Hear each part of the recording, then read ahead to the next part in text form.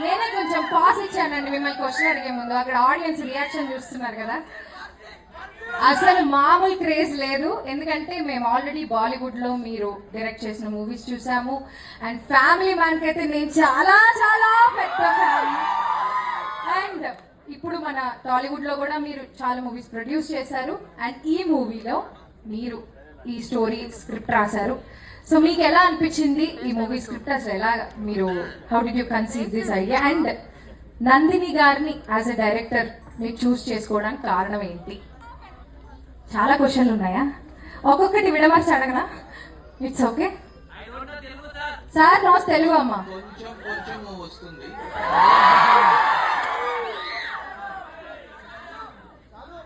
చెప్పమంటారా? విశదీకరించి చెప్పండి. చూసారా?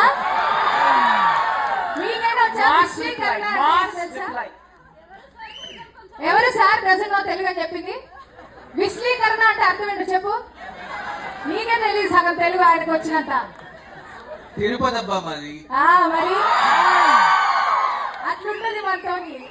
తిరుపతి భాషలో మాట్లాడిచ్చాము, అందుకనే ఆ డైలాగ్ కూడా ఒక్కొక్కరిని కొడతా అని చూడు, అది మా ఊరి భాష. So question is why Nandini? Nandini was an automatic choice because their friendship and they had a great relationship. She was a solid director and they're great friends. She's been maintain some discipline, guys. అల్లాడిపోవద్దు, discipline maintain చేయండి sir. Question అడిగింది ఎవరైతే వాళ్ళు తెలుగు రాయడం వచ్చా? First చెప్పండి. ఆ question ఎవరైతే అడిగారో వాళ్ళు తెలుగు రాయడం వచ్చా అండి? మీకు తెలుగులో రాస్తారా? మీ క్వశ్చన్ ఒక్క పదమే వచ్చు. ఎవరికి రాదు రాయడం, అన్ని ఇంగ్లీష్ లో రాస్తా ఉంటారు.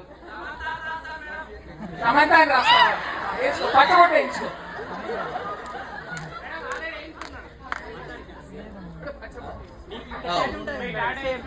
మీరుండండి బాబు, ఆయన క్వశ్చన్ మర్చిపోతున్నారు.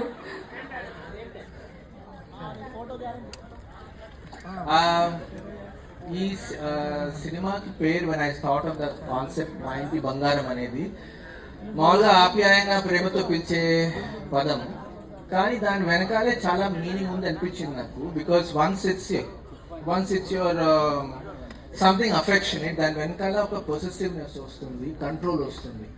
So there is also slightly more deeper darker side to owning somebody.